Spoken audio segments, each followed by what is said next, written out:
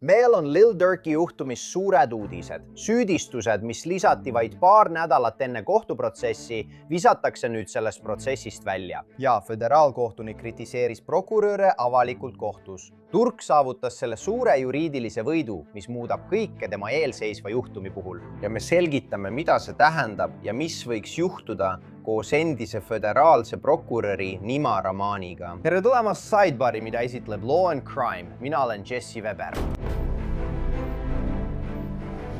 Olulised uudised Lil Durki juhtumis. Oleme seda jälginud algusest peale. Nii et räppar saavutas just enne oma föderaalse palgamõrvasüüdistuse kohtuprotsessi suure juriidilise võidu, kus teda süüdistatakse rivaalräppari vastu suunatud mõrva organiseerimises. Siin näete Lil Durki, tuntud ka kui Dirk Banksy meeskonna liikmeid, kes pöörduvad meedia poole selle Los Angelese kohtumaja ees. Selle eest tuleb tänada Rolling Stone'i reporterit Nancy Dillonit. Ja meil on selle kohta ning augustis toimuva kohtuprotsessi ettevalmistuste kohta peagi rohkem infot. Aga ma tahan teile natuke tausta anda ja panna selle olukorra konteksti, miks see nii suur asi on. Lil Durk on sisuliselt istunud vangikongis peaaegu 2 aastat. Tema kohtuprotsess pidi algama järgmisel kuul. Ja see puudutab 2022 aastal Los Angeleses toimunud Savaya Robinsoni tapmist. Prokurörid väidavad, et tegemist oli palgamõrva plaaniga, mis sai alguse tülidest räppari Quando Rondoga ning et Robinson sattus lihtsalt valel ajal valesse kohta. Aga siis mis see oli? Vähem kui 3 kuud enne kohtuprotsessi prokuratuur tuli lagedale pommuudisega ja see pöördus sisuliselt nende endi vastu. Durkile anti uus täiendatud süüdistusakt koos uute süüdistuspunktidega. Me räägime täiesti eraldiseisvatest süüdistustest, mis ulatusid üle osariigi piiride ja aastate. Nad räägivad väidetavast seotusest tulistamisega Chicagos, sellest mõrvakatsest Atlantas, ma usun, et isegi sellest väidetavast narkotegevusest, narkokaubanduse operatsioonist. Nii et kõik need erinevad asjad. Ja järsku ei olnud see juhtum enam ainult ühest juhtumist. See ei puudutanud enam ainult seda Los Angelese juhtumit. Sellest oleks võinud saada kohtuprotsess, mis hõlmab hoopis teistsugust väidetavate kuritegude kogumit, mille kohta tema advokaadid väitsid, et prokuratuur oleks võinud need kohe alguses esitada, kuid nad ei mängi ausalt. See on kohtudokumentide põhjal, mida me vaatasime, ja Dirki õigusmeeskond väitis, vaadake, neil oleks vaja teha valik. Kas nad lähevad kohtusse kõigi nende süüdistustega ja riskivad sellega, et peavad ettevalmistamiseks rohkem ajapikendust küsima? Või võitlevad nad selle nimel, et süüdistused lahutada ja jätkata augustikuu kohtuprotsessiga ainult Robinsoni väidetava tapmise põhjaleks? Ja mida nad tegid? Nad otsustasid võidelda. Nad otsustasid selle eraldada. Nad võitsid. Me hindame väga seda põhjalikkust, mis täna kohtusaalis aset leidis. Ja seetõttu palun ma teil, kes olite kohtusaalis ja olete dokumente lugenud, toetuda tema auväärsuse tänastele küsimustele ja tema poolt esile toodud punktidele. Ja nagu teiegi, aga mis kõige tähtsam, meie süütu klient Dirk Banks ja ma rõhutan, meie süütu klient Dirk Banks ootab. Me ootame tänase tööpäeva lõppu. See oli Dirk Banksy advokaat Drew Finley koos teiste oma meeskonna liikmetega, sealhulgas muide ka endine Young Thugi advokaat Brian Steele. Igaüks, kes seda juhtumit jälgis, tunnetada väga hästi. Jällegi see on Rolling Stone'i reporteri Nancy Dilloni vahendusel. Aga siin läheb asi huvitavaks, sest kohtunik ei andnud neile lihtsalt suurt võitu, eraldades süüdistused, ja nüüd ei pea ta sellega augustikuises kohtuasjas silmitsi seisma. Sisuliselt kritiseeris ta kohtus prokuratuuri. Ja see, mida ta ütles, pani prokurörid ilmselt lihtsalt tarduma. Me vaatasime kõik selle juhtumi dokumendid üle. Taotluse, prokuratuuri vastulause. Jah, mida kohtunik selles kohtusaalis ütles. Palju kohtudraamat. Olgu, ma pean kiiresti midagi ütlema. Vaata, me kajastame siin Sidebaris palju erinevaid ohtlikke olukordi, mis maailmas toimuvad. Üks asi, millest minu arvates inimesed piisavalt ei räägi, on andmelekkesse sattumine. Sina, su lähedased, kogu see privaatne info on pidevalt lekkimise ohus. Sellepärast tahan ma, et te kõik hoiaks oma andmed internetis turvaliselt.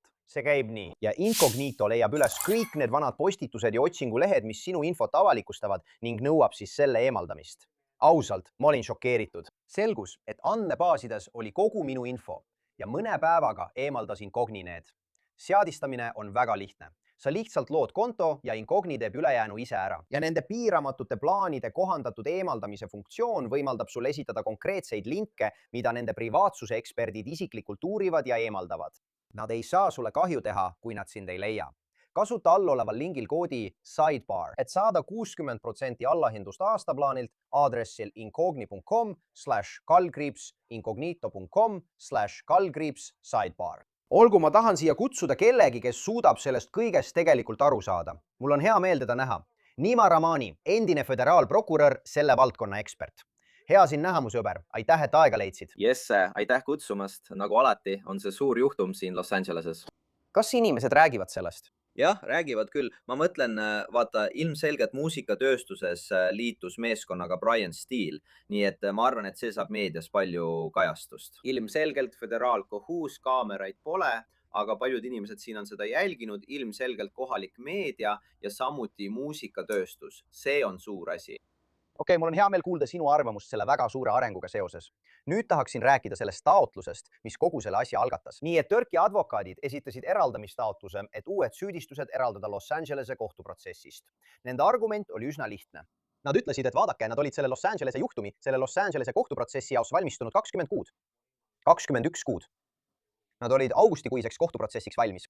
Ja siis vähem kui 3 kuud enne seda kohtuprotsessi esitab valitsus selle 3. muudetud süüdistusakti koos kõigi nende uute väidete ja uute süüdistustega, eks? Organiseeritud kuritegevus.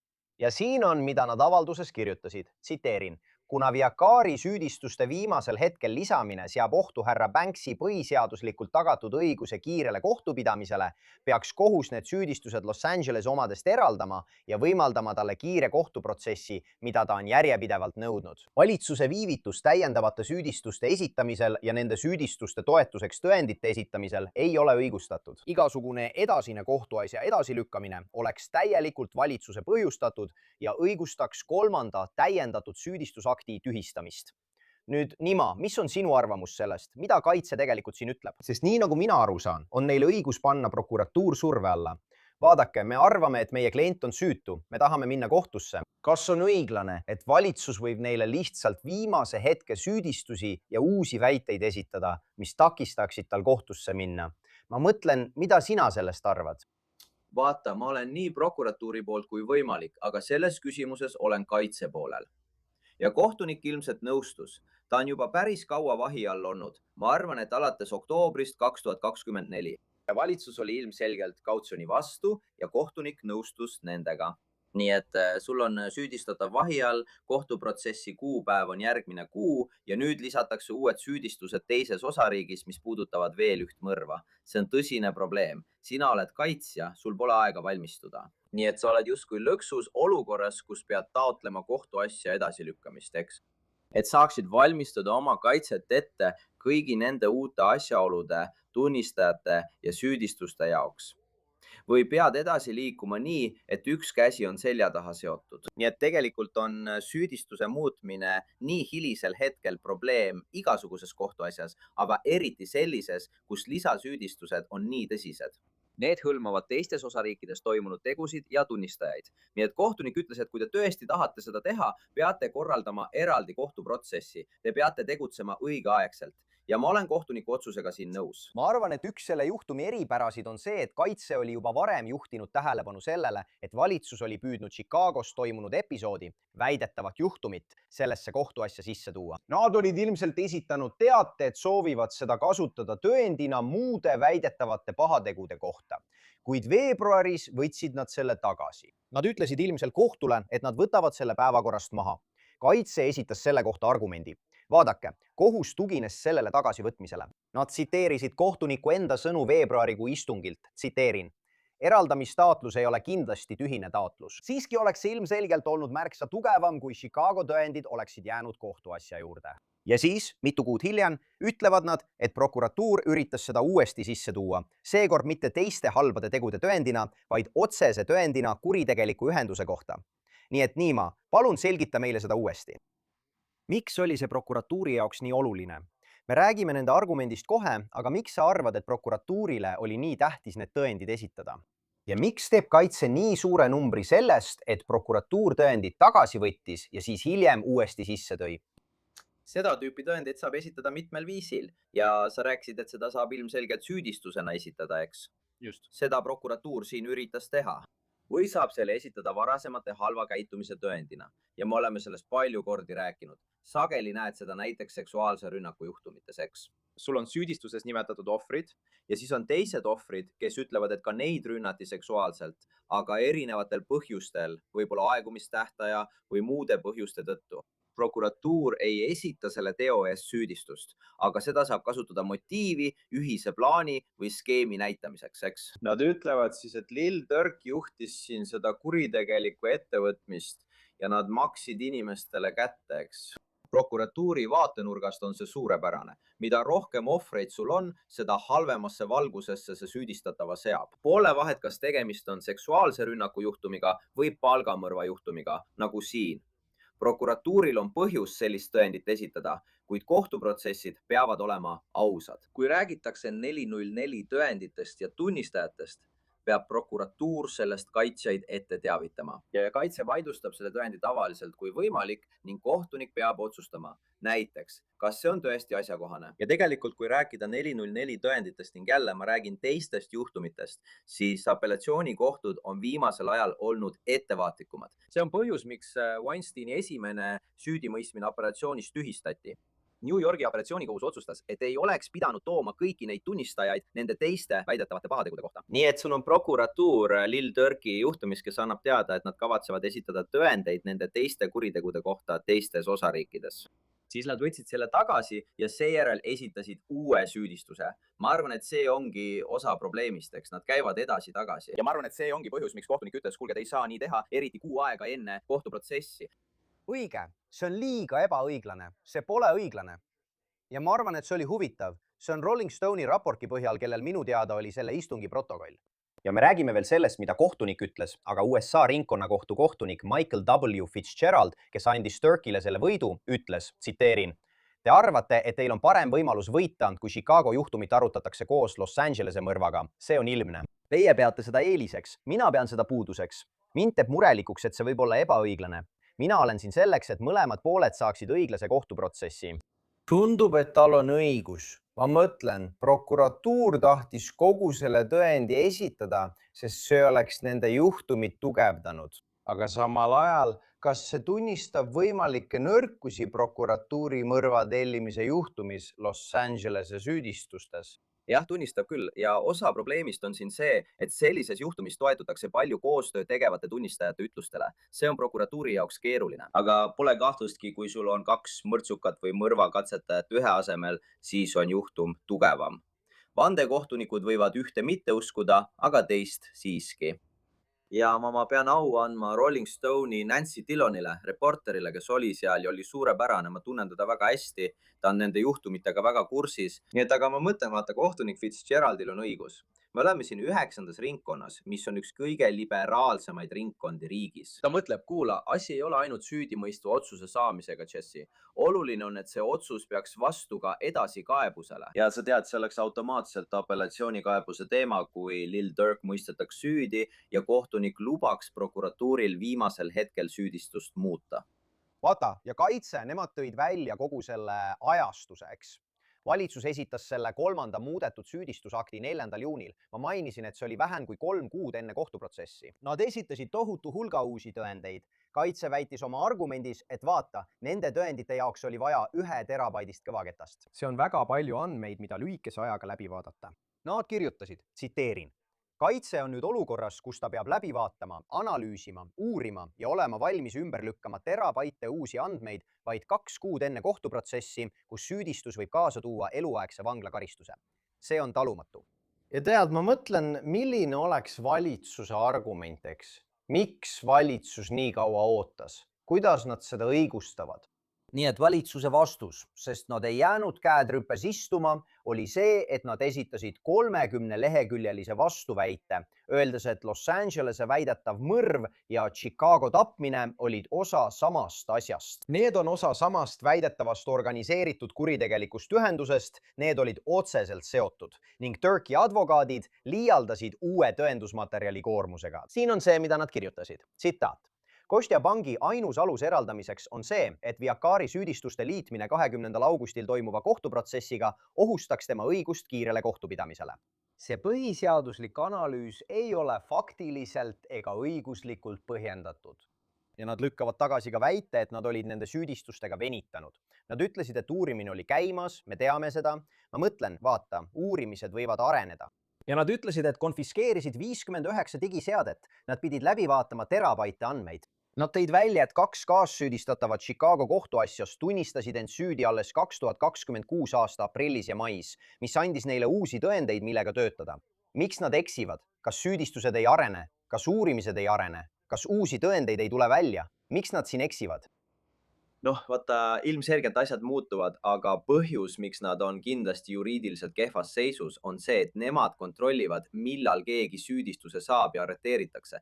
Nemad taotlevad vahi alla võtmist. Ja asjaolu, et nüüd peaaegu 2 aastat hiljem tullakse välja uue süüdistusega, isegi kui see pole valitsuse süü, ei tähenda, et neid karistataks. Sa kahjustad siin süüdistatavat, eks? Sest nüüd paned sa nad olukorda, nagu ma varem ütlesin, kus kui sa oled kaitse poolel, siis sul tegelikult pole valikut. Sa peab kohtuprotsessi edasi lükkama, sest nad esitasid kogu selle tõendusmaterjali nii hilises faasis. Ja las ma ütlen sulle, üks asi, mis kohtunikele üldse ei meeldi, on see, kui prokuratuur avaldab tõendusmaterjale hilja. Ja ma ei ütle, et neil see juba oli ja et oleks mingit väärkäitumist, aga see on tõsine probleem. Tõendite avaldamise kohustus kriminaalasjas on ühepoolne. Sina oled prokuratuur. Niipea kui sul see on, pead selle esitama.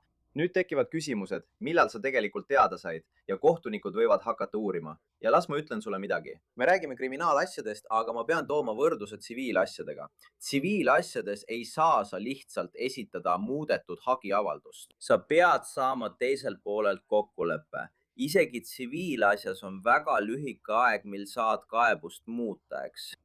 Kui sa ei saa teiselt poolelt kokkulepet või nõusolekut, pead saama kohtuloa. See ongi põhimõtteliselt see, mis siin toimub, sest muudetud kaebus, olgu see siis tsiviil- või kriminaalasjas, võib lisada täiendavaid süüdistusi ja väiteid. Ja see on ebaõiglane inimese suhtes, kes peab end selle kaebuse vastu kaitsma, kui tal on enne kohtuprotsessi selleks väga vähe aega. Niisiis, jõuame nüüd selle juurde, mis siin tegelikult oluline on, eks? Kohtuniku otsus. Jällegi, kohtunik Michael Fitzgerald rahuldas Türki taotluse menetluse eraldamiseks. Ta eraldas süüdistuspunktid 1 ja 6 ülejäänud süüdistusest. See tähendab, et Chicago tapmine või väidetav tapmine ning Atlanta väidetav mõrvakatse ei kuulu augustis toimuva kohtuprotsessi alla. Nii et Türk läheb kohtusse Los Angelese palgamõrva süüdistustega, täpselt nagu tema advokaadid soovisid. Aga ma pean tõesti rääkima sellest, mida kohtunik tegi, sest kohtunik ei lihtsalt allkirjastanud korraldust ja liikus edasi ilma selgituseta. Ta kasutas seda istungit sisuliselt selleks, et valitsust avalikult kritiseerida. Ta ütles prokuröridele otse näkku, et ta nägi täpselt, mida nad teevad. Ma mainisin ühte tsitaati juba varem. Ta ütles, et ta ei usu seda. Ajakirja Rolling Stone andmetel ütles kohtunik tsitaat. See 3. muudetud süüdistusakt on vaieldamatult lihtsalt väga kaval katse lasta Chicago sabal Los Angelese koera liputada. Ja kohtunik ütles, et tundus nagu prokuratuur oleks mures, et nad kaotavad. Nüüd paar asja siin nima. See on kohtuniku poolt tugev avaldus midagi sellist öelda. Ma mõtlen, et sind pole kunagi varem niimoodi korrale kutsutud. Aga see on üks asi. Ma olen uudishimulik. Mida sa arvad kohtuniku kommentaari kohta seal? Ja ma pean ka küsima, kas nad üldse liiguvad nende teiste süüdistustega edasi. Kas arvad nii? Ma mõtlen, kas nad üldse kunagi korraldavad eraldi kohtuprotsesse? Ma ei usu seda, sest sul on võimalikud kohtualluvuse küsimused, eks? Nii et sul on need teised väidetavad teod. Ma ei tea, mis seos neil juhtumitel oleks tingimata California keskpiirkonnaga siin Los Angeleses. Nüüd ilmselgelt võiks neid süüdistada Chicagos või Atlantas või kusagil mujal, nii et ma arvan, et see on lihtsalt üks probleem kohe alguses. Vaata, kui nad võidavad Los Angeleses, siis on see ilmselt tühine küsimus, sest kas siin rakenduks topeltmenetluse keeld? Ma ei arva tingimata, et siin rakendub topeltmenetluse keeld. Kohtunik mainis topeltmenetluse keeldu. Ma ei arva, et siin rakendub topeltmenetluse keeld. Võib potentsiaalselt tekkida küsimus eelotsuse jõu kohta, sõltuvalt sellest, kui detailseks vandekohtunikud lähevad. Jällegi, ma püüdsin sellest aru saada. Tegelikult ei ole siin veel topeltmenetluse küsimust, sest süüdistused on tühistatud. See kaitse hakkab kehtima siis, kui tead, et vandekohus on vannutatud ja esimene tunnistaja annab ütlusi. Nii et nad võiksid potentsiaalselt need juhtumid uuesti esitada. Aga kui mingil põhjusel annavad vandekohtunikud väga üksikasjaliku otsuse, milles öeldakse näiteks, et ebaseaduslikku kokkulepet ei olnud, vandenõud ei olnud, See võiks potentsiaalselt olla probleem järgmisel juhul, kus esitatakse süüdistus vandenõus. Nii et see sõltub sellest, millised on järeldused, aga tavaliselt on sellistes juhtumites otsus süüdi või mitte süüdi. Ja pole võimalik teada, miks otsustati mitte süüdi mõista, nii et see ei takistaks uue kohtuprotsessi läbiviimist järgmises asjas. Seega ma ei usu, et siin oleks oht topeltkaristamisele. Kohtunik vabastas, mis minu arvates oli üllatav. Aga ma arvan, et peamiselt tahtis ta selles asjas prokuratuuri kritiseerida. Lubage, ma küsin teilt selle kohta veel ühe viimase küsimuse. Nii et Lil Durk on nüüd minemas kohtu alla 20. augustil Los Angelese palgamõrva juhtumis. Uued süüdistused, väited Chicago, Atlanta, need on eraldatud. Võib-olla arutatakse neid eraldi, eks näis. Muide, pärast otsust andis Durki juhtadvokaat Drew Finley välja avalduse öeldes, et nad on väga rahul kohtu 21 kuu pikkuse määrusega.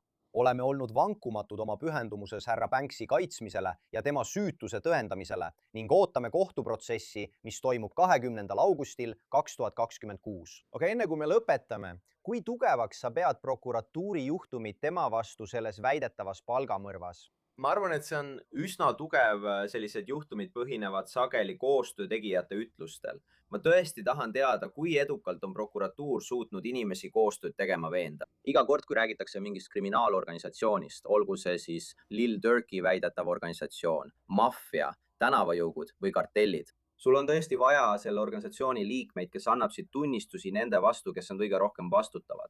Ja ilmselgelt ei taha sa ainult reeturite või koputajate peale lootma jääda. Loodetavasti saad sa seda tunnistust kinnitada. Ma tean, et siin on palju elektroonilisi tõendeid, tekstisõnumeid ja muud taolist. Mulle see muidugi meeldib, kui see on prokuratuuri seisukoht. Kui sul on kinnitatud tunnistus ja see on kinnitatud sõltumatute tõenditega, näiteks tekstisõnumitega, nagu näiteks tekstisõnumid, siis ma arvan, et see on tugev juhtum. Aga loomulikult ei tasu kunagi Brian Steele'i maha kanda. Ta tegi suurepärast tööd Young Thugi juhtumis.